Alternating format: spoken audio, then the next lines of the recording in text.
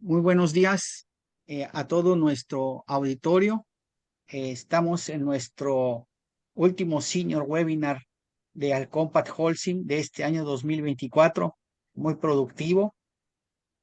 Y vamos a tener el placer de tener con nosotros al ingeniero José María de Viana. Pero antes de presentarlo, me voy a permitir presentar también a quienes estamos con ustedes. Primero el doctor Enio Pacini, que es nuestro presidente, el ingeniero Javier Ángeles, nuestro anfitrión de Holcim.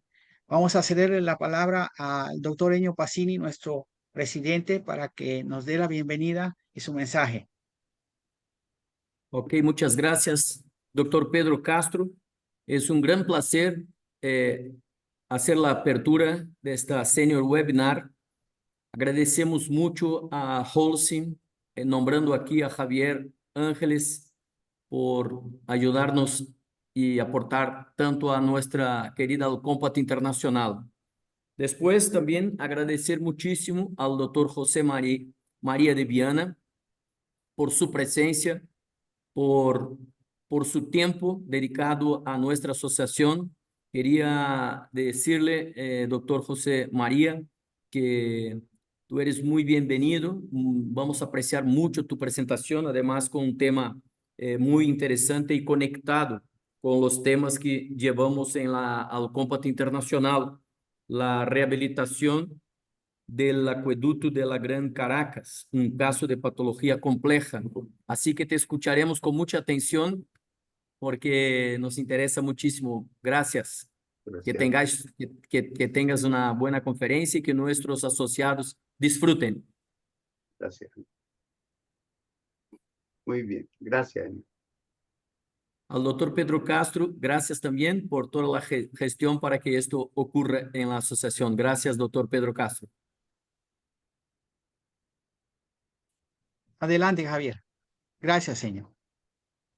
Gracias, Pedro. Gracias, Enio. La verdad que por parte de Holcim estamos muy contentos de estar colaborando con Alcompat, muy emocionados también de estar presentes en estos foros. Y me sumo a los agradecimientos a José María por estar en este foro y compartirnos tan valiosa información para la industria. Entonces, sería todo de mi parte. Adelante, Pedro. Muy amable, muchas gracias. Bueno, a nuestro amable auditorio, antes de presentar al profesor José María de Viana, quiero contar un poco cómo lo conocí. Fue hace poquitas semanas, durante la ocasión del Sexto Congreso Nacional de Alcompat Venezuela, un evento que me dejó sumamente impresionado por la cantidad de gente que se presentó después de un paréntesis largo de varios años. Pero si no me traiciona lo que vi, ¿verdad? Mis ojos, habían entre 500 y 600 gentes reunidas allá en temas de patología. Lo otro que me sorprendió mucho fue ver cómo José María tenía una gran experiencia y visión sobre los problemas que se tienen hidráulicos en Venezuela y que aplican al resto del mundo, y la particular forma que él presenta para proponer las respuestas a ello. Y por supuesto, un gran carácter y una forma de decir las cosas que demuestra muchísima experiencia y también mucho carácter. Ustedes van a ser testigos de ello. Y bueno, José María es ingeniero civil por la Universidad Católica Andrés Bello, que fue donde fue el congreso. Me tocó la oportunidad de estar. Él cuenta con más de 4 décadas de experiencia en recursos hidráulicos, servicios públicos y telecomunicaciones. Él ha liderado instituciones como Hidrocapital y Movilnet, destacándose en la modernización y eficiencia operativa. José María es actualmente coordinador docente y profesor en la Universidad Andrés Bello, en IESA y en UNIMED. En este senior webinar, él va a abordar la rehabilitación del acueducto de Caracas, pero especialmente enfocado en técnicas innovadoras para mejorar la distribución, reducir pérdidas y garantizar un suministro hídrico sostenible y resiliente. Estoy seguro que lo van a disfrutar muchísimo. Al final, haremos como siempre las preguntas y respuestas, así que los invito a estar pendientes y a estar participativos. Bienvenido, José María. Muchísimas gracias de nuevo por estar con nosotros. Adelante. Gracias, Pedro, pero muchas gracias, Enio. Un placer conocerte y desde la distancia un fuerte abrazo. Y muchas gracias a Javier y a Holcim que viene patrocinando esta actividad tan importante. Nada, yo voy a compartir una presentación. Posteriormente esa presentación está disponible y ella nos va a guiar un poco por el... Yo no sé si estamos viendo la presentación. Aún no. Todavía No. no. Bien, vamos a ver. Ahora. Ahora sí. Muy bien. Bueno, miren, vamos a hablar de un sistema de abastecimiento de gran tamaño. Caracas es posiblemente la ciudad más bella del mundo porque tiene muchos atributos. Uno más importante es que al estar en cota 1000 dentro de los trópicos tenemos una primavera eterna, pero a diferencia de otras ciudades del mundo, concretamente conozco bien las ciudades colombianas, las fuentes de agua locales son reducidas, lo que quiere decir que el sistema de abastecimiento de la ciudad de Caracas utiliza fuentes alejadas, pero además de eso en un piso altitudinal mucho menor, lo que quiere decir que la mayor parte de las fuentes están en cota 150, entonces tenemos grandes volúmenes trasvasados desde cuentas lejanas a través de líneas de aducción importantes y por lo tanto estamos hablando de un sistema de transporte muy importante. Ahí tenemos uno de las tuberías que traen acceso a la ciudad. Son tuberías de 3 metros de diámetro. Y esta presentación es una notas de memoria y a mano alzada. Es decir, aquí tratamos más bien de el tema metodológico que entrar en el concepto de la patología de cada uno de los componentes. Y explico muy rápidamente que el tema es que un acueducto de este tamaño tiene distintas obras con patologías particulares. Tenemos embalses, tenemos largas aducciones, tenemos sistema de valvulería importante a través de esas conducciones y muy especialmente tenemos un sistema de estaciones de bombeo que motorizan el flujo del agua para elevarlo y que al final son 14 grandes estaciones. Muy bien, podemos decir que es una infraestructura que está en un estado de salud grave. Vamos después a decir un poco por qué. Y hay una patología compleja porque las causas que generan ese mal comportamiento de la infraestructura y que la han deteriorado en el tiempo son de distinto origen. Y la otra cosa que podemos decir es que en el momento en que iniciemos la rehabilitación de ese acueducto, pues tendremos un trabajo contrarreloj, que decimos contrarreloj porque cuando usted habla de un servicio público como es el agua, la rapidez con que las personas requieren que funcione bien es importante. Y además porque normalmente el servicio de agua además es un elemento con una dimensión política importante, es decir, es un elemento fundamental para la gobernabilidad de una ciudad o de un país y por lo tanto cuando usted comience a rehabilitarlo va a tener un reloj en contra porque va a tener que lograr victorias tempranas y tener en el menor tiempo posible ese sistema funcionando correctamente. ¿Ves? Cuando hablamos de Gran Caracas, especialmente en este foro que tenemos muchos invitados de otros países, estamos hablando de que no es solo la ciudad de Caracas, la ciudad metropolitana que está en el Valle de Caracas, sino que ese mismo acueducto es la fuente principal de otras ciudades cercanas que son parte de la Gran Caracas, que decimos, es decir, que además del Distrito Metropolitano de Caracas, se encuentra el Tuy Medio, se encuentran los Altos Mirandinos y el Litoral Central. Un poco en número para que entendamos, Hidrocapital es una empresa regional que da servicio a la Gran Caracas, pero de los sistemas que vamos a ver y que tienen directamente con el sistema de Caracas, está el área metropolitana de Caracas con 3.200.000 personas, está el litoral de Vargas, que tiene 366.000, están los Altos Mirandinos,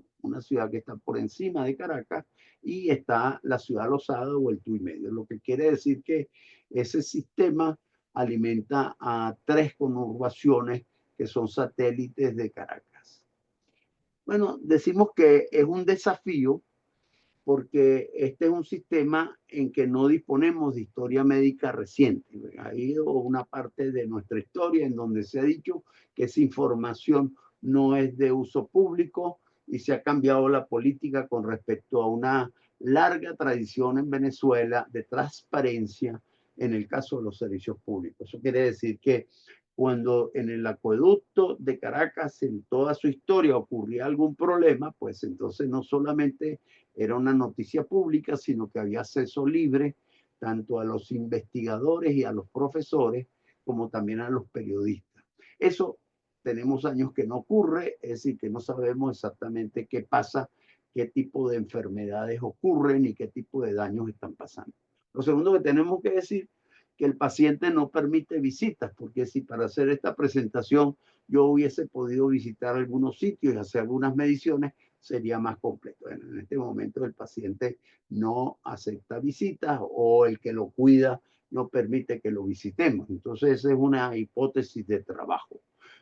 Funcionamos con el conocimiento que tiene muchos años de conocer esa infraestructura y de operarla y de haberla rehabilitado y ampliado en el tiempo, ¿no?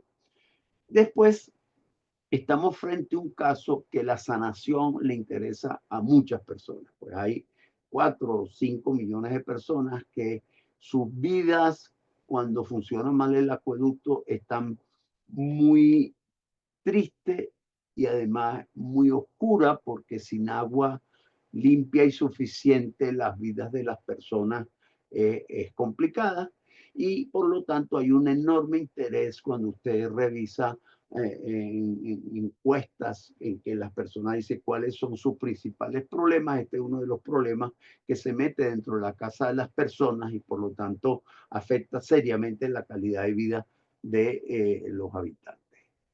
Pues nada, el objetivo de esta presentación es principalmente motivar a las nuevas generaciones por un tema tan importante. Nosotros creemos que especialmente los jóvenes venezolanos en formación tienen que entusiasmarse, aceptar el desafío de los servicios públicos y entender que la mejor actividad de un profesional es cuando uno presta servicios públicos, porque de esa manera el trabajo útil del ingeniero puede llegar a millones de personas y eso es un desafío. En el caso nuestro, que tenemos un acueducto que funciona mal, hemos venido durante muchos años revisando y diseñando un plan de ataque que permita volver a conseguir las capacidades operativas que ese sistema tuvo y por lo tanto prestar un servicio continuo y de alta calidad.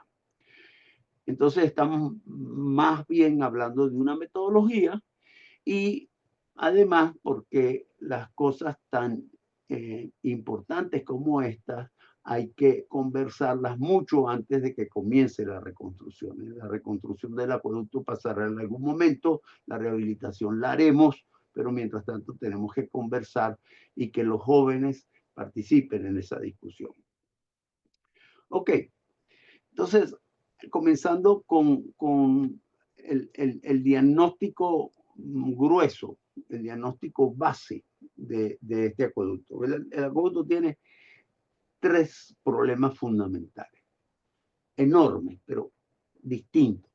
El primero es que su producción de agua potable es insuficiente. Es un sistema cuya capacidad de diseño es transportar y tratar 20 metros cúbicos por segundo, es decir, 20.000 litros por segundo. Así ocurrió durante los años 97, 98, 99, 2000. Y ese sistema, por distintas razones, produce solamente 12.000. Ese es un primer problema. No tenemos agua suficiente. La segunda razón, el segundo gran problema es que la calidad del agua producida no es potable, no cumple con los requisitos que hemos establecido para que el agua sea potable y por lo tanto su consumo sea favorable a la salud y que no genere ningún tipo de problema, es decir, tenemos problemas en la calidad del agua que producimos. Y el tercer problema es que en un sistema tan complejo y que funciona trayendo agua de zonas remotas y lejanas, el tema de la disponibilidad y de la continuidad del servicio es fundamental, y que el sistema esté preparado para eventuales accidentes de tal manera que la población no lo note. Eso llamamos en términos de confiabilidad en el suministro. El sistema opera con muy reducidos niveles de disponibilidad. Entonces, los objetivos estratégicos de la rehabilitación son tres. Usted necesita incrementar la producción de agua hasta los 20 metros cúbicos por segundo, que era la capacidad de diseño del sistema en su conjunto. En segundo lugar, tiene que garantizar que el agua potable sea potable, es decir, que cumpla con las normas que hemos regulado y que internacionalmente todos los países utilizan, y que por lo tanto cuando las personas reciban ese agua pueda ser consumida sin temor. Y lo tercero, evidentemente, que un sistema, especialmente el nuestro, que está en una zona de carácter sísmico y que ha tenido historia sísmica importante, debe garantizar que el sistema tenga niveles de confiabilidad adecuados. Eso quiere decir que aún frente a la situación extrema de que tengamos un accidente, tengamos capacidad de que el sistema funcione sin interrupción para las personas. Veamos el tema de la producción insuficiente. Esto es una investigación del año 2017. Es pública, está en el portal de noticias ProDaVinci. Y aquí hay un reloj que dice aproximadamente cómo funciona la distribución del agua en todas las poblaciones de Caracas donde hay sistema interrumpido. Entonces, fundamentalmente aquí pueden ver ustedes que el agua corriente en Venezuela está siendo racionada y que en la mayoría de los casos está entre 43 y 63 horas en promedio. Eso quiere decir que la media nacional es que alrededor de 2 días a la semana tengan servicio, el resto está interrumpido. Pues es una situación especialmente extraña en la historia venezolana. Hemos tenido una larga tradición de servicio continuo, especialmente en la gran capital.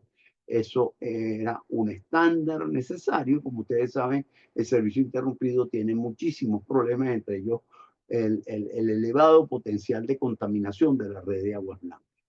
El promedio nacional es alrededor de 48 horas. Allá está. Entonces, ustedes mismos lo pueden mirar. Pero no es un tema solo en la Gran Caracas. Y como esto proviene de un problema, que es que el sistema de producción se va deteriorando y por lo tanto va reduciendo su capacidad operativa, esto se va agravando en el tiempo, porque la capacidad de producción, si usted no rehabilita adecuadamente los sistemas, la va reduciendo en el tiempo. Bien, para que entendamos un poco la dificultad, aquí está un diagrama de los sistemas en un corte, y fundamentalmente para que veamos que en ese corte hay un tema de longitudes, de aducciones importantes, en algunos casos entre 30 y 60 kilómetros alejados de la ciudad, pero muy importante, este sistema tiene que tener un sistema de bombeo que permita la elevación en términos reales. Ya dentro de la ciudad tenemos 3 embalses compensadores de emergencia que normalmente deberían estar llenos y que permiten que en caso que haya cualquier accidente podamos tener 15 días de suministro adicional. El primer tema entonces es incrementar la producción. La producción se incrementa con 2 tipos de acciones. Unas acciones que son en fuente, es decir, hay unas fuentes que están disponibles y que tienen que ser utilizadas. No estamos hablando de construir nada nuevo, sino poner a funcionar las fuentes que tenemos. Y entonces, fundamentalmente, el tema es que nosotros tenemos en un embalse que se llama Taguasa, en una toma y derivación de un río que se llama el Tuy, y en un embalse construido también tenemos aproximadamente 2.000 litros adicionales que podemos captar. Y además de eso, hay un tema de pérdidas operativas, como ustedes saben bien, especialmente en las plantas de tratamiento que no se operan correctamente, las pérdidas son muy importantes. Nosotros tenemos varias plantas de tratamiento importantes que por dificultades que tienen están perdiendo volúmenes importantes de agua. Y además tenemos, no menos importante, conexiones y fugas en las aducciones principales. Lo cierto es que el plan fundamentalmente dice, mire, usted puede incrementar en 8.000 litros como en el pasado lo produjimos, si usted en la fuente hace el esfuerzo. Pero esas fuentes están lejos y por lo tanto tiene que estar en funcionamiento los sistemas de bombeo. Los sistemas de bombeo que estamos hablando son sistemas importantes, tuberías entre 2 y 3 metros de diámetro y que tienen un conjunto de motores y bombas que fueron diseñados con larga data, con capacidades de sistemas tremendamente robustos, pero que usted tiene que alimentar. Cada una de esas estaciones, que en total son 14, que están divididas en sistemas que llamamos el TUI 1, el 2 y el 3, simplemente tienen un sistema que es complejo, porque no solamente tiene motores y bombas y equipos eléctricos, sino que también tienen otros temas que tienen que ver con las protecciones eléctricas, la alimentación de las líneas de alta tensión. Se alimentan normalmente en tensiones de 6.600 o 13.200. Entonces, cada una de esas estaciones son un problema importante, pero al final es para usted poder tener en la ciudad los 20.000 litros que dijimos, tiene que tener las líneas que tiene construidas y disponibles a plena capacidad. Todas ellas tienen además algún elemento adicional de reserva, de tal manera que cuando alguna de las líneas en operación, 4, 3, 6, depende del caso, tenemos motores y bombas en una línea en paralelo, de tal manera que tenemos equipos para el backup. El tema del agua potable, muy brevemente, hay muy poca información porque a pesar de que en la legislación nuestra es obligatorio que los operadores de agua potable publiquen a través de un tercero calificado exámenes de calidad de agua. Eso no está ocurriendo, pero bueno, hay un observatorio de servicios públicos que hace encuestas y como las personas no tienen equipo químico en su casa, lo que sí tienen es la capacidad de distinguir características organolépticas. Entonces, fundamentalmente, en todas las ciudades y en distintos niveles, unos más y otros menos, las personas dicen el agua que llega tiene color, tiene sabor y tiene olor. Entonces, ese agua no tiene condiciones potables. Ustedes saben que de las cosas que más tememos en el agua es precisamente la capacidad de transportar patógenos. Y bueno, un agua que no sea totalmente clara no se puede desinfectar correctamente. Entonces, hay un problema de calidad y el agua para que sea aceptada y distribuida correctamente tiene que ser sin olor, sin color y sin sabor. Bueno, el otro punto que es importante añadir es que no es solo que tengamos suficiente agua y que además el agua sea potable, porque en un sistema complejo como el que tenemos, y todos ustedes que son estudiosos del tema de la patología, los accidentes se evitan, pero ocurren.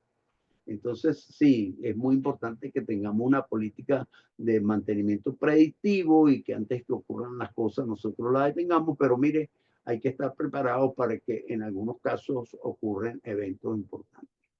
Entonces, en el acueducto de una ciudad como Caracas hay 3 grandes embalses que están dentro de la ciudad y que no están siendo alimentados por fuentes propias, sino que funcionan como embalses de emergencia.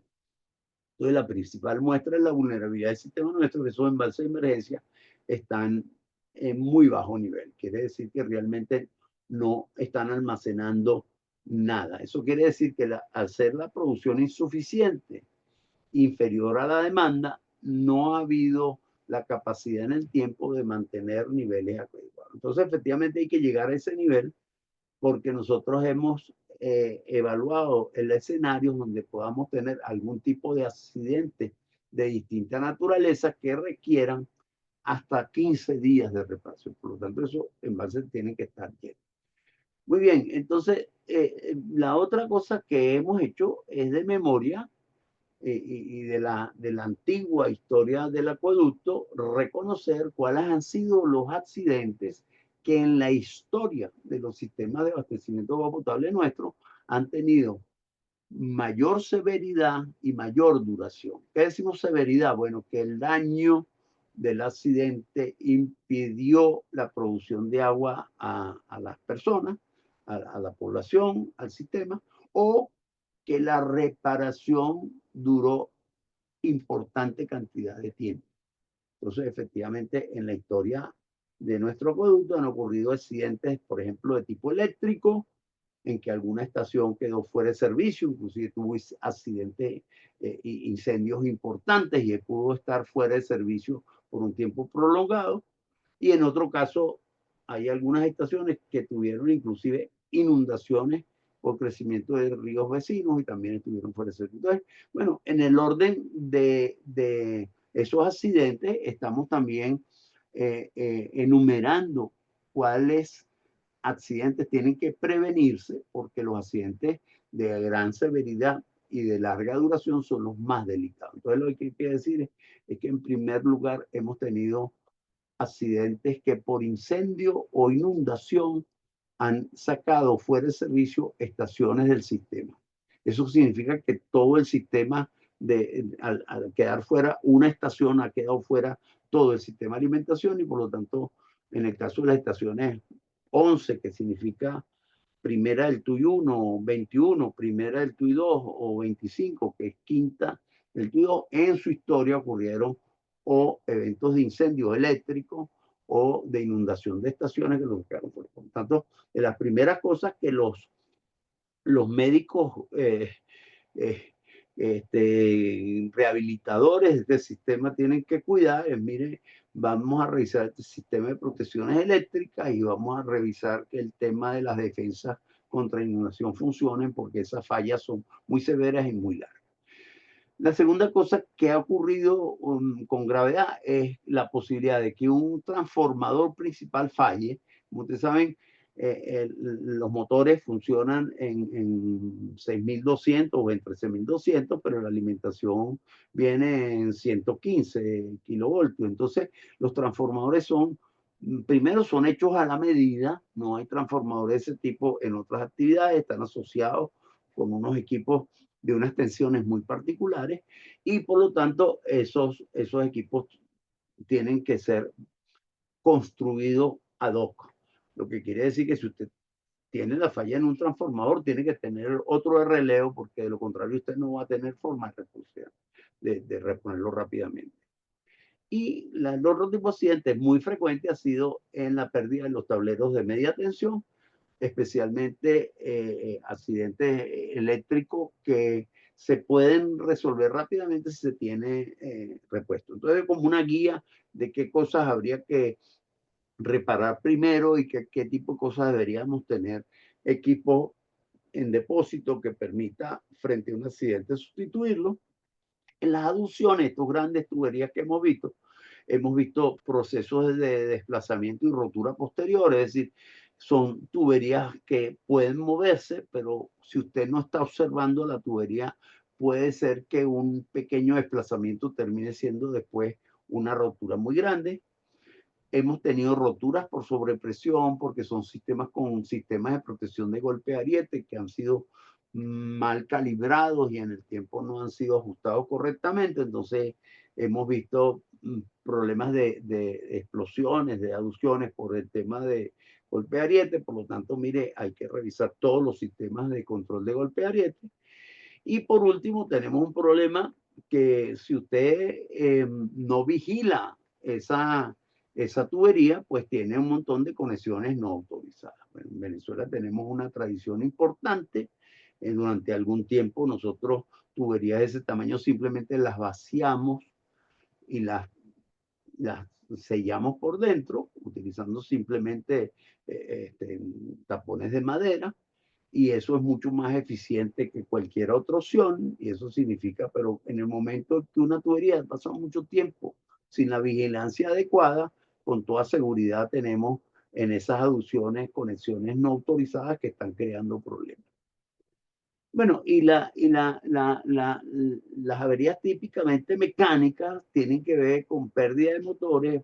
Normalmente han sido porque motores han excedido su vida útil y las conexiones, el aislamiento se pierde y hemos tenido equipos, especialmente sobre los estatores, accidentes importantes. Hemos pedido válvulas y bombas. Todo eso no es un problema si usted está debidamente preparado, porque en cualquiera de esos casos usted tiene que tener capacidad de sustituirlo, pero estamos convencidos de que en el caso nuestro muchas de esas estaciones no tienen equipos de reemplazo. Pues, entonces tienen que revisarlo, por supuesto. Último, recordar que los grandes accidentes han ocurrido no por una gran causa. Normalmente la historia de la ingeniería de accidentes dice que pequeñas fallas repetitivas e imperceptibles se acumulan con el tiempo hasta que un desencadenante las convierte en un gran accidente. Entonces, cuando usted ha tenido un sistema que no tiene la cultura de cuidarlo y repararlo y que las pequeñas cosas hay que repararlas oportunamente, usted puede tener un tremendo susto porque se van a acumular varias cosas pequeñas que terminan causando un problema muy grande. Entonces es muy importante que los jóvenes que van a hacer esto tengan eso muy claro. No hay una anomalía pequeña, eso no existe, porque esa anomalía pequeña unida con otra y con otra y con otra puede generar un accidente enorme. ¿Okay? Esa es la experiencia que tenemos. Entonces, por lo tanto, hay un proceso gradual en cual un sistema que ha sido mal manejado y mal operado vuelve a reconocer la disciplina permanente de conocer, de monitorear al paciente, de revisar todo tipo de anomalías, de procesar las anomalías, reparar lo que sea necesario y anticiparnos a accidentes mayores. ¿Por qué? Bueno, porque los accidentes mayores, en el caso de servicios públicos, afectan a la población en una forma terrible y eso tiene que ser evitado. Es decir, efectivamente no es solamente que hay pérdidas económicas, eventualmente la pérdida de una infraestructura, sino que lo que estamos hablando es de la vida de una ciudad y en la vida de la ciudad el que el acueducto funcione bien es fundamental. Pues nada, hemos hablado mucho del sistema fuera de la ciudad. Lo que queremos decir es que no es suficiente con hacer cosas en el sistema que trae agua a la ciudad, porque la ciudad también es una ciudad que tiene un sistema circulatorio, un sistema arterial que lleva agua potable y un sistema venoso que lleva las aguas servidas. En el caso de la ciudad que tenemos, las estadísticas que guardamos es que aproximadamente había cerca de 70 averías diarias.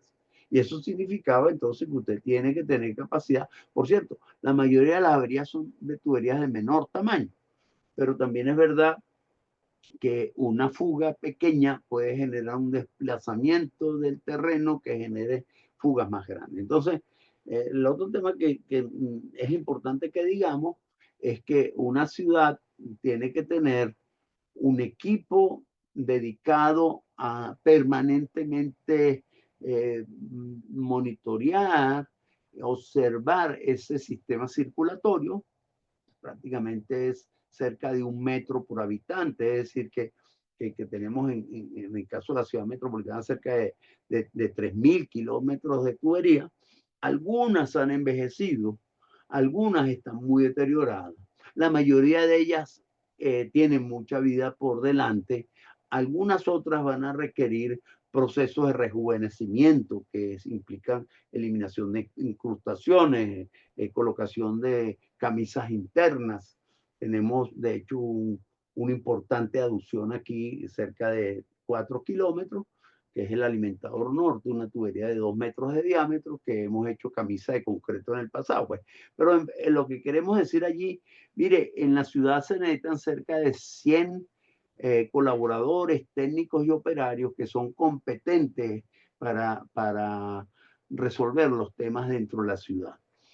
Y queríamos decir que no es suficiente con las personas, sino que las personas, en nuestra experiencia, no pueden resolver nada si no tienen equipamiento. Entonces, allí pusimos una foto de la conclusión de muchos años de trabajo, en donde todos los camiones que utilizábamos tenían turbina hidráulica, que estaban entonces en capacidad de utilizar herramientas no de gasolina, sino movidas por la turbina hidráulica. Eran distintos tipos de equipamiento hidráulico. Inclusive desarrollamos, trayendo experiencias de Paraná, de la ciudad de Curitiba, que muchos de nuestros camiones también tenían capacidad de tener un retroexcavador encima o un martillo hidráulico, de tal manera que teníamos una importante capacidad de actuación montada sobre ruedas de goma. ¿Por qué?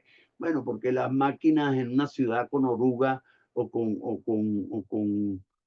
con sistemas de desplazamiento como la mayoría de los equipos retroexcavadores que tenían problemas. Entonces, quiere decir que ahí hay toda una ingeniería de volver a recuperar estos camiones que duraron muchos años funcionando perfectamente, pero que son indispensables para que las personas en el campo hagan una intervención que sea eficiente.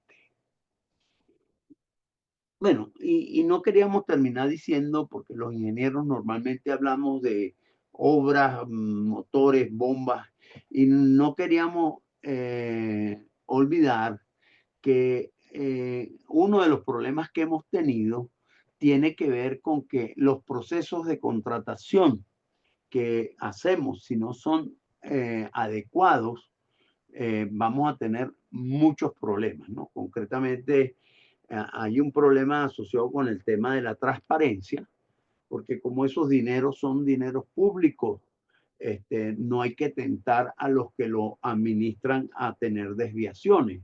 Entonces, bueno, nuestra mejor recomendación es decirle, mire, detrás de los problemas que tenemos está que los procesos de construcción, cuando no tienen un proceso de administrativo que sea suficientemente transparente, le hace esto licitaciones públicas y abiertas con 2 sobres por lo menos, de tal manera que usted pueda invitar a la competencia y que la discrecionalidad de los funcionarios no sea importante. Si usted no lo hace así, va a tener problemas.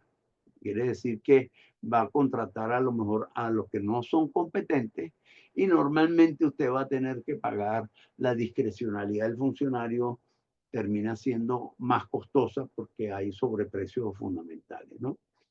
Después, un proceso que no sea debidamente público puede tener otro tipo de problemas que hemos visto en las contrataciones públicas que hemos tenido aquí en Venezuela, que hemos hecho mal.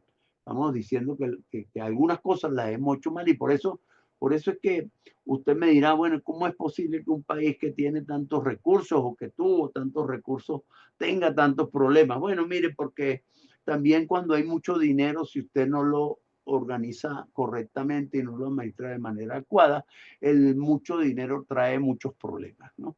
Y entonces, bueno, aquí tenemos algunos de ellos. Falta de transparencia, mire, hemos tenido casos en los cuales los costos de las obras finalmente son entre 2 y 5 veces mayores que los estándares internacionales. Si usted somete a competencia las obras y llama a los competentes, usted va a tener precios mejores, pero lo más importante es que elimina la discrecionalidad del funcionario.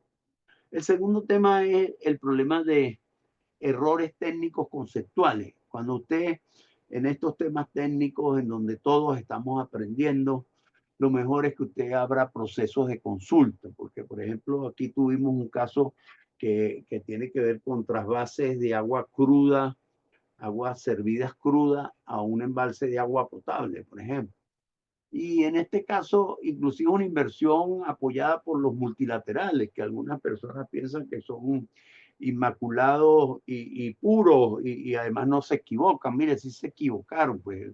El embalse de abastecimiento de agua potable más importante de Caracas fue contaminado con agua trasvasada en una obra especialmente hecha. ¿Por qué? Bueno, porque los que tomaron las decisiones no abrieron la discusión y por lo tanto eso hizo que esa obra terminó mala. Pero siempre pongo otro ejemplo que la gente piensa que yo exagero, pero no estoy exagerando nada. Se construyó el mayor acueducto de Venezuela, casi son 180 kilómetros de tubería de acero, solamente que, y estaba en una zona donde era muy importante, pero solamente que conectaron un embalse que estaba colmatado. Eso que estoy diciendo no es ninguna exageración, eso es así.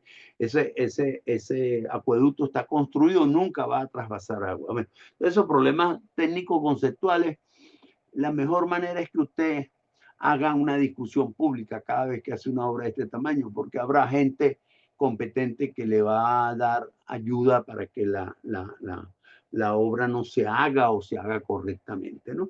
Y el otro tema que surge y que es una enfermedad también que hemos tenido, que es la construcción de obras con costo-beneficio eficiente. Y el caso más dramático allí es una inversión que se hizo en Caracas, que en vez de rehabilitar los sistemas que estamos hablando, alguien decidió que era mejor comprar camiones cisternas de gran tamaño, pues camiones de 40 metros cúbicos.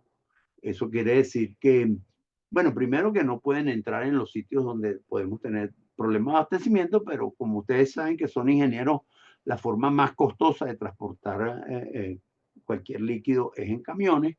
En una ciudad que hay tuberías hasta la capilaridad más limitada que usted, usted no necesita camiones para transportar agua porque usted tiene tuberías.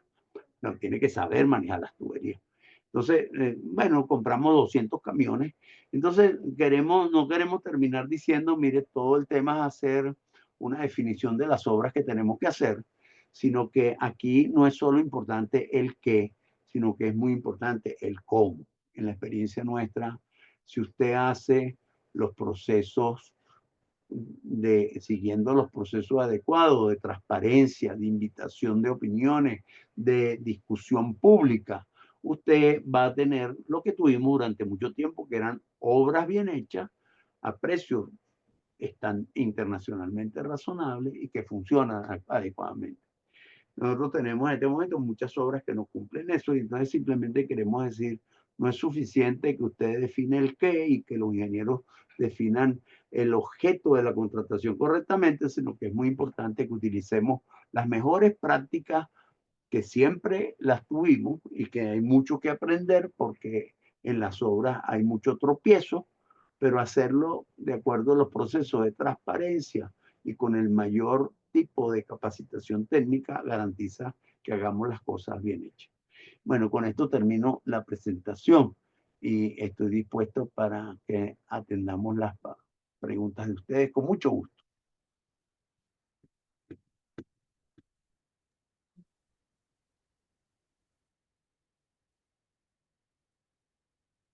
Muchas gracias, José María. Invitamos a la audiencia a preguntar.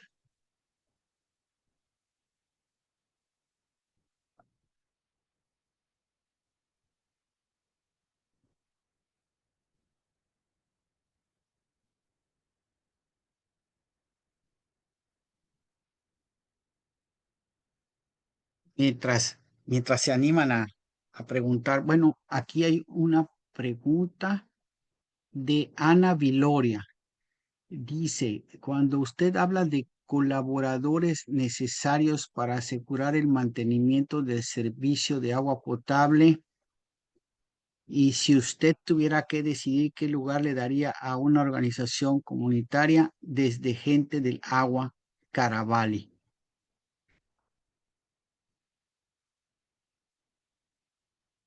Fíjate, La Ana, pregunta, Liana Rieta. Diana,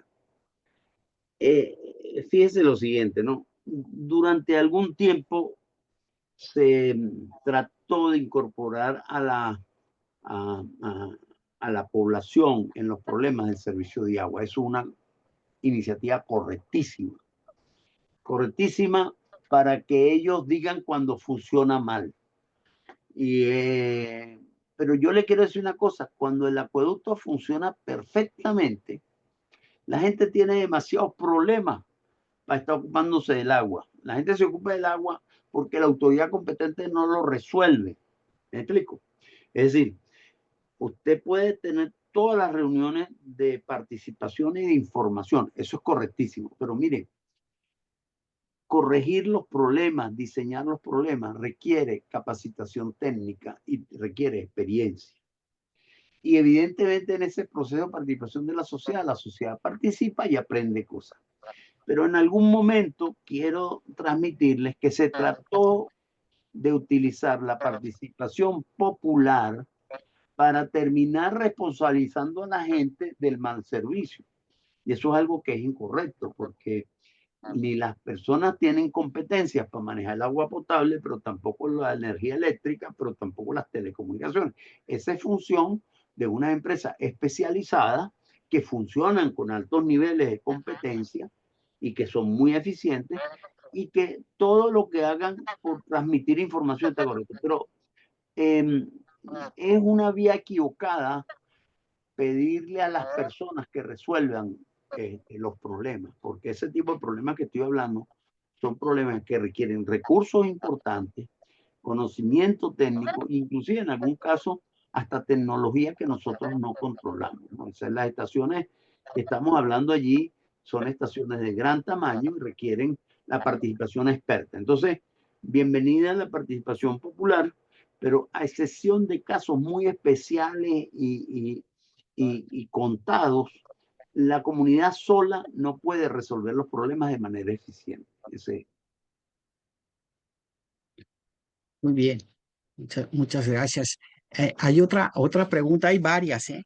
Mira, Giovanna Fernández dice, ¿cada qué tiempo se recomienda pintar internamente un acueducto? Fíjense, en la tradición nuestra, las tuberías están revestidas internamente para protegerla contra incrustaciones y para reducir la corrosión. Es decir, aguas que tratamos de que no sean agresivas, porque inclusive tratamos con cal, por ejemplo, para hacerla menos agresiva, pero entonces normalmente lo hacemos de esas dos maneras. Lo que estamos viendo en el mundo del transporte de fluidos es que cada vez más se utiliza la tubería original como sustrato o como componente estructural.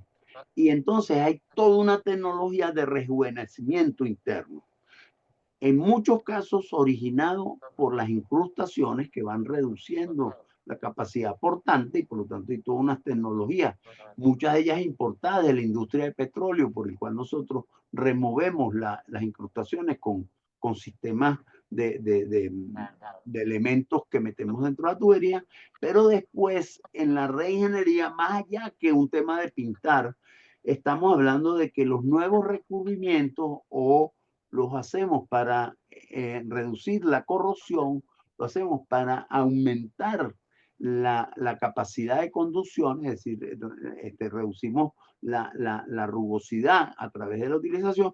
Y mire, en algunos casos las tuberías más ancianas tenemos que ayudarlas a vivir más años. Entonces le hemos también introducido camisas estructurales. Como yo le decía, aquí en Venezuela hicimos una camisa de concreto interna de grandes tuberías. Entonces la respuesta es, las tuberías duran más de lo que nosotros pensamos. Tenemos tecnología para tener sensores internos y para tener la capacidad de verlas no solo por fuera, que es lo que uno normalmente hace, sino que haya algún elemento interno que nos enseñe las. Y tenemos tecnología para mejorar eso. Más allá que un tema de pintura, es un tema de crear una nueva piel o un nuevo componente estructural dentro de la tubería. Así es. Muy bien, muchas gracias.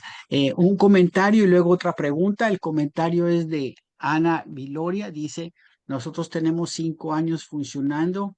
Muchos de nosotros estamos aquí escuchándote. Nuestro lema es ser parte de la solución.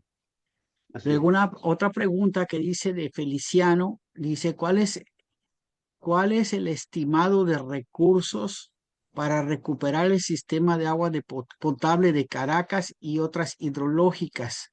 Creo que la situación en el interior del país es más grave. Saludos, excelente charla. Adelante. Sí, se ha hecho una estimación de la inversión nacional para la actuación durante los 3 primeros años. La más importante son los acueductos más grandes. Y la inversión global es alrededor de los 2.000 millones de dólares en 3 años. ¿Qué podemos añadir ahí? Uno, efectivamente hay acueductos del interior que su servicio es peor. Es decir, tenemos ciudades que dicen no recibimos agua durante mucho tiempo. Pero también hemos conseguido algunos acueductos en donde el problema, su solución es de inversión menor. Eso quiere decir que hay ciudades como Maracaibo, que es la segunda ciudad de Venezuela, que tiene uno de los servicios más terribles, pero también una ciudad que tiene infraestructura más poderosa y que ponerla en funcionamiento no requiere grandes inversiones. Lo que hace complejo al acueducto de Caracas es la enorme potencia instalada en equipos de motores y bombas. Es decir, normalmente esos equipos son mucho más vulnerables, son equipos rodantes, están trabajando mucho tiempo, se deterioran cuando usted no lo dice. Entonces, hay un diagnóstico y el que tenga interés, con mucho gusto, porque estoy a la orden, hemos investigado poblaciones como Ciudad Bolívar, por decir algo, o la isla de Margarita, en donde hay poblaciones que podrían tener recuperación del servicio en mucho menor tiempo y con inversiones mucho más pequeñas. Es decir, lo que quiero aquí decir es que lo que hemos conseguido es que el talento es más escaso que el dinero. Es decir, que normalmente la gente se preocupa mucho, mire, si tenemos dinero, ¿cuánto es? Bueno, eso más o menos sabemos.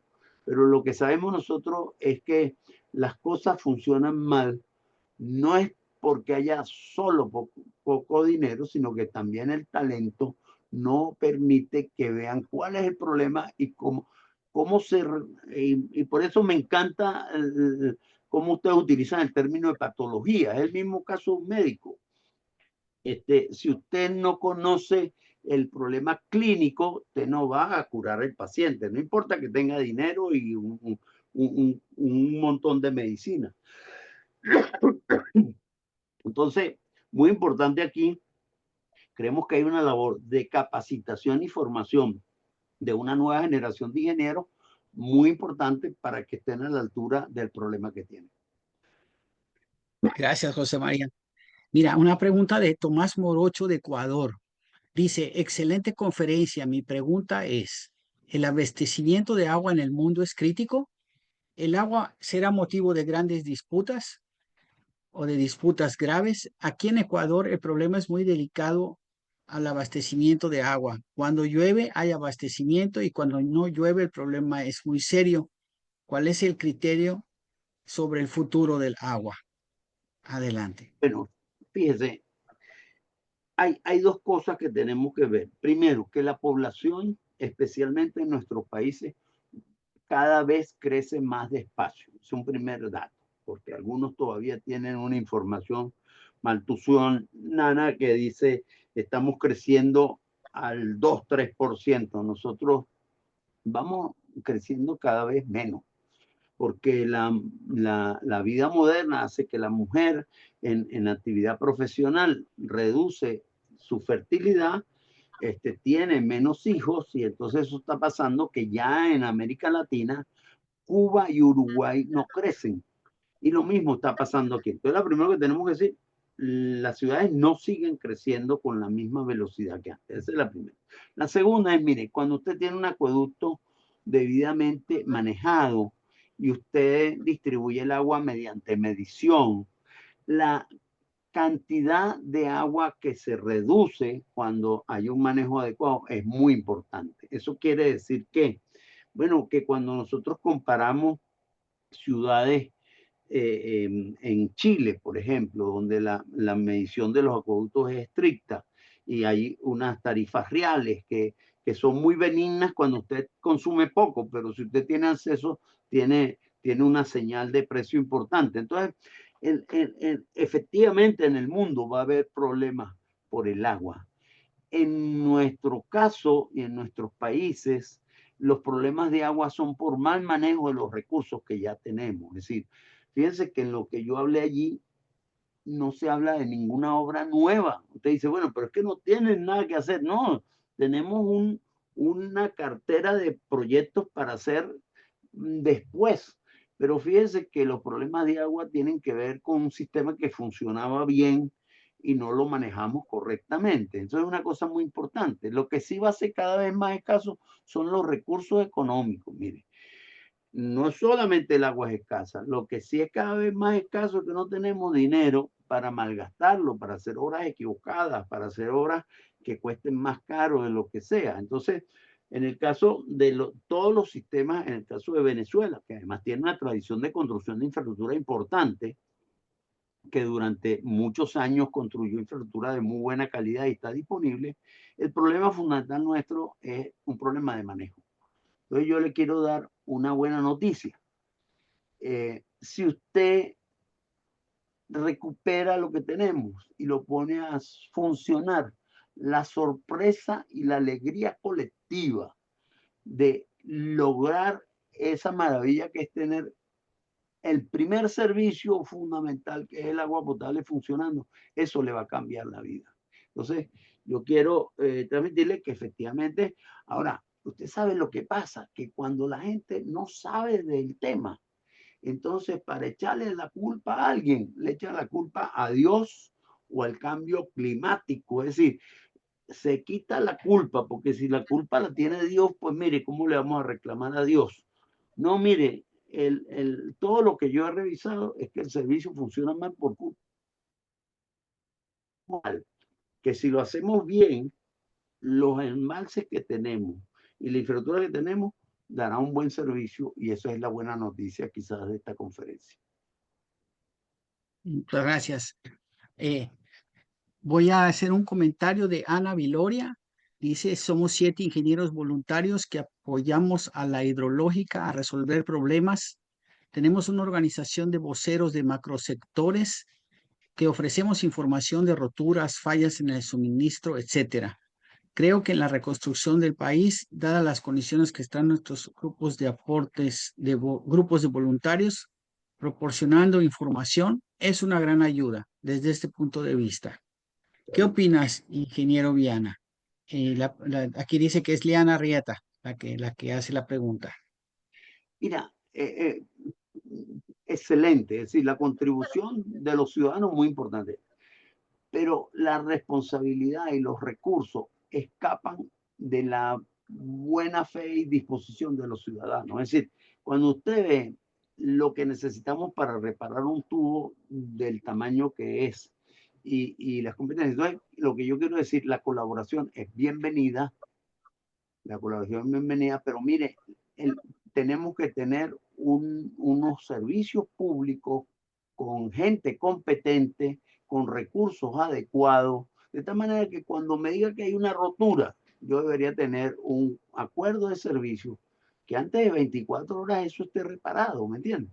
Sí, porque eso funciona así. Entonces, yo lo que quiero es decir, totalmente maravilloso que participen, pero muy importante que ustedes nunca entiendan que ustedes son los que responsables de reparar las cosas, porque mire, los recursos que se requieren y el conocimiento escapan de la competencia de los ciudadanos. Por supuesto, yo lo que pienso que en un sistema competente, esos ingenieros estarían reclutados en el personal técnico de la misma hidrológica, no como colaboradores, porque seguramente que yo no sé cuál hidrológica ellos se refieren, pero con toda seguridad tienen pocas competencias internas. Así que yo más bien le diría, oye, me gustaría que ustedes trabajaran con esa hidrológica, que ustedes enriquecieran la competencia técnica de ese equipo. Sí. Muy bien, muy bien. Voy a enfocarme ahora más que nada en las preguntas. Agradecemos los comentarios que seguramente José María está viendo ahí en el chat.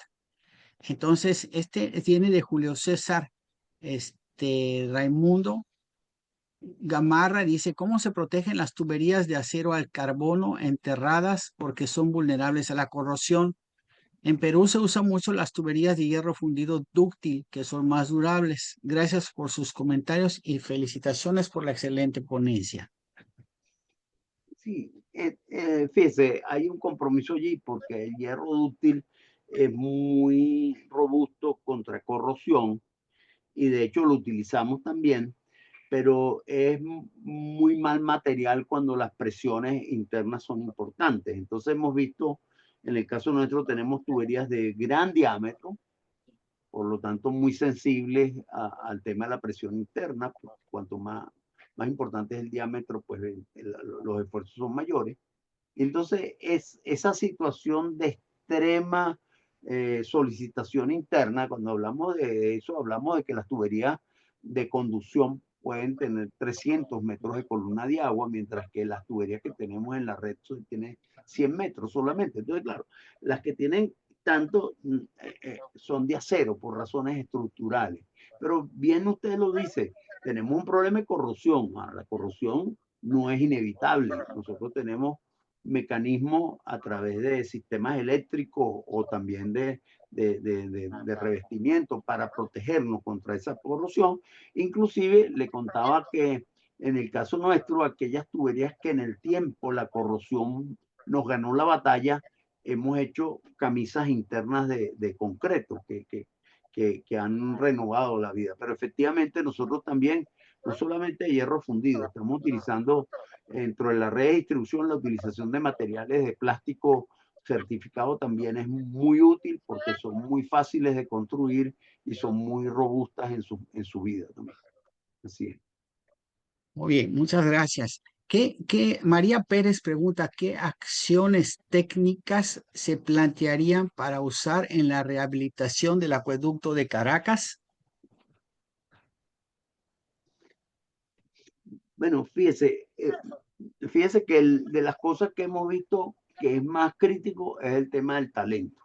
Y por eso hemos iniciado aquí en Venezuela, tenemos unos cursos de formación de gerentes técnicos. Hemos también profundizado la presencia en las universidades para que, claro, además para que los que están fuera de Venezuela entiendan, perdimos una parte importante de nuestros técnicos entre los 30 y los 50 años porque hubo una pérdida de talento en algún momento. Por lo tanto, estamos frente a un país en donde tenemos personas con cabeza blanca como yo y tenemos muchachos, ¿no? Y es justamente el primer desafío que tenemos es cómo esos muchachos, por un lado, se interesan en lo que estamos haciendo, se capacitan adecuadamente.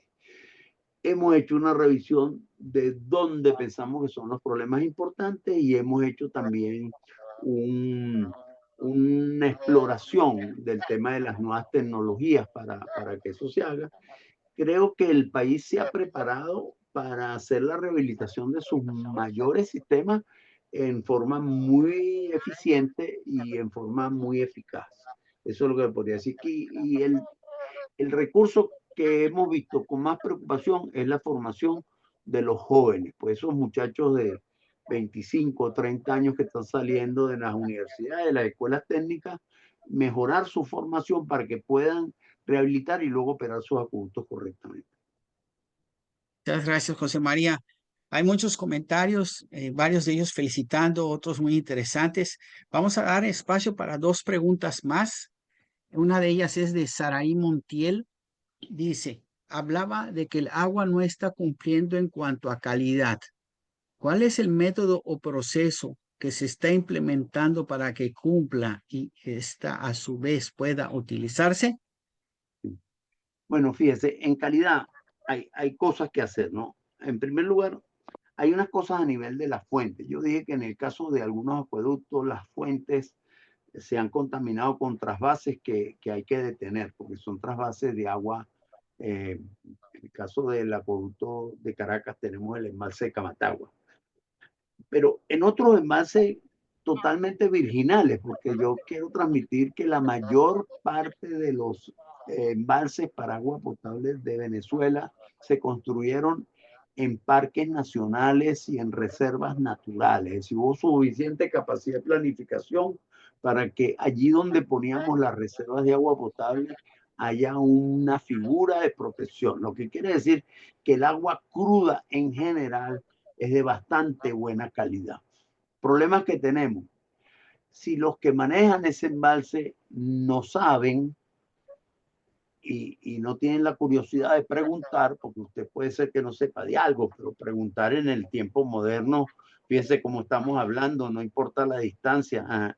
Ese embalse tiene que ser operado. Por ejemplo, tenemos un embalse que se llama Taguasa, que es un embalse virginal, que no tiene contaminación, pero tiene en el fondo del embalse materia orgánica en descomposición. Entonces, si el señor que maneja eso no elimina, simplemente elimina ese agua de la parte superior, inferior, perdón, entonces tiene problemas de calidad. Pero en la mayoría de los casos, el problema de las aguas en Venezuela está en las plantas de tratamiento. Las plantas de tratamiento son fábricas que reciben agua cruda y que la convierten en agua potable. ¿De acuerdo? Si esas plantas son verdaderas fábricas de agua, tienen elementos mecánicos, tienen elementos químicos y tienen elementos físicos para mejorar. Entonces, claro, ¿qué problemas hay en las plantas? Bueno, que igual que las bombas, hay que repararlas. Es decir, nosotros recibimos el agua, la clarificamos, la sedimentamos, después la filtramos y después la cloramos. Entonces, ha habido problemas en las plantas. Tenemos un informe bastante detallado y dice, bueno, miren, aquí hay unas plantas que han producido agua y en el tiempo no se hizo lo que había que hacer. Hay que reparar los filtros, hay que reparar los mezcladores, hay que reparar. Pero en el caso venezolano hay además dos problemas adicionales que son que los principales reactivos que utilizamos en el proceso de potabilización del agua, que son sulfato de aluminio para clarificar y gas cloro para desinfectar, tienen problemas de producción. Eso quiere decir que parte de sus insumos vienen de la petroquímica, las mismas petroquímicas que tienen problemas. Y bueno, lo que quiero decir es que para mejorar la calidad del agua va a haber que esas plantas de petroquímica, de producción de ácido sulfúrico, por un lado, y en otro caso, el caso de gas cloro, requieren ser. Entonces, simplemente decirles que tenemos una larguísima tradición sanitaria, que las plantas tienen capacidad, una vez reparadas, de que el agua sea de calidad potable y que en las situaciones que estamos no son pañitos de agua caliente, sino que tenemos que hacer algunas cosas. Pero efectivamente hay un mapa bastante claro de cómo volver a producir localmente los insumos que necesitamos y de cómo reparar las plantas para que funcionen de manera adecuada. Así es. Muy amable. Para cerrar, una pregunta casera de Ana Viloria. Dice, ¿qué recomienda usted para una ama de casa que desea lograr agua potable con calidad, independientemente del servicio público? Bueno, mire, eh, em, puede hacer algo y me va a entender. En el agua que utilizamos en una vivienda, la mayor cantidad del agua la utilizamos para lavado, para limpieza, para evacuación discreta, inclusive para ducharnos. Ese agua no tiene muchos problemas. Normalmente, si tiene algún problema de color, ahí no tenemos problema. El problema serio en la casa es el agua que usted utiliza para consumo directo y para cocinar. Y lo que está ocurriendo, viene ocurriendo, y es la mejor solución que tiene, es que usted en los grifos de su cocina, que es donde usted toma el agua para cocinar y toma el agua para preparar alimentos y toma agua para consumo directo, usted tiene allí que poner un pequeño sistema de tratamiento que incluya normalmente filtros de distinta calidad que ahora son desechables y tienen larga vida, y algún sistema de desinfección que puede ser ozono o ultravioleta, porque como le dije antes, el cloro no lo tenemos. Entonces, lo que tenemos es, como usted bien lo dice, como no podemos mientras tanto, mientras no nos dan chance reparar el sistema público, que algún día lo vamos a hacer, en mi casa protejo a mi familia para que consuma agua de buena calidad para consumo directo. Eso es un volumen muy pequeño, a lo mejor esa cantidad total no llega a los 20, 30 litros de los 200, usted decía, es solamente el 10%. Entonces mi recomendación allí es, y ya de hecho ocurre en muchos sitios y en muchas casas, ojo, inclusive en casas muy humildes, la gente ha colocado un pequeño sistemita de filtro y algo de desinfección. ¿Para qué? Para que el agua mejore su calidad. Si uno de los filtros es de carbón activado, entonces le quitan los olores también. Y al final de cuentas, lo más importante de eso es que pasa por un proceso de desinfección que permite garantizar que el agua que usted consume directamente no tenga patógenos, que es fundamental. Pero le puedo transmitir que en la mayoría en los acueductos venezolanos de verdad no hay contaminantes de otro tipo que uno pueda temer. Muchas gracias. Al contrario, muchísimas gracias a ti, José María. Agradecemos la audiencia. Quiero comentarte que tuvimos un récord de 13 países de Iberoamérica, José María. Tuvimos colegas, amigos de Panamá, Ecuador, Venezuela, México, Dominicana, España, Nicaragua, Colombia, Perú, Guatemala, Bolivia, Argentina y Paraguay. Si es que al final no olvidé o no detecté alguno. En momento máximo tuvimos más de 150 personas y bueno, estamos muy satisfechos, realmente muy agradecidos. Me dice que me falta Estados Unidos, así que son 14, ¿verdad? Entonces, eh, vamos a proceder al cierre de, de este senior webinar. Primero le voy a ceder la palabra a Javier Ángeles o a Julio Medina de Holcim, quien guste dar la despedida por parte de Holcim, y luego yo daré unos anuncios antes de clausurar. Adelante. Muchas gracias. Hola, doctor. Hola a todos. Muy buenas tardes. Por ahí no quiero encender mi cámara. No sé qué está pasando, pero muy bien. Pues nada, ahí está, ya me veo. Hola a todos. Muy buenas tardes. Nada, digo, agradecer también a la audiencia. Tuvimos por ahí, casi alrededor de 150 participantes el día de hoy. La verdad es que cada vez vamos tomando más fuerza, ¿no, doctor? En estas sesiones, y gracias justo por la participación de nuestros panelistas, en este caso el día de hoy al doctor José María. Muchísimas gracias por el espacio, por el tiempo y pues también por el contenido, ¿no? Tan importante que nos transmitió el día de hoy. Pues nada, espero que todos hayan disfrutado la plática a sesión del doctor José María.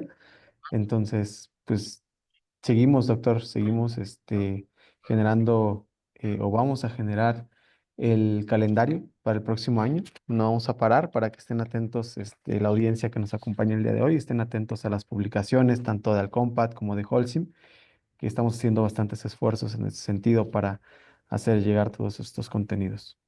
Bien, pues gracias, Gracias, doctor, Julio. a todos y Gracias, Julio. buena tarde. Yo quisiera decir también que Holcim y Alcompat no solamente hemos unido esfuerzos desde 2020, este es nuestro Senior Webinar número 21. Llevamos 5 años al aire ininterrumpidamente, todos excelentes webinars de pura gente consolidada que están colocados en la página web de Alcompat, sino que también ahora tenemos la posibilidad, hemos hecho un esfuerzo conjunto para unir junto con el programa de En la Voz de un Experto y a través de una plataforma dedicada junto con Holcim, y gracias a Holcim podemos llegar a más gente, como lo hemos visto pronto. Nuestra principal función es difundir y creo que lo estamos logrando con creces. Así que el próximo año, como dice Julio, tendremos entre 3 y 4 otras grandes sorpresas de excelentes ponentes. Y bueno, no quisiera terminar sin antes recordarle a todos que el próximo año tendremos el COMPAT, nuestro congreso bianual, el COMPAT 2025, que será donde todo inició, en el Instituto Eduardo Torroja de Madrid, España, donde estaremos cumpliendo o estaremos empezando el festejo de los 35 años de congresos COMPAT, y estaremos también celebrando los 90 años del Instituto Eduardo Torroja, y también estaremos celebrando durante todo el año los 15 años de la revista El Compat. Así que todos están atentamente invitados, no se despeguen, estén pendientes por nosotros. Muchísimas gracias de nuevo, muy buenas tardes y nos vemos pronto. Hasta luego. Gracias, hasta luego.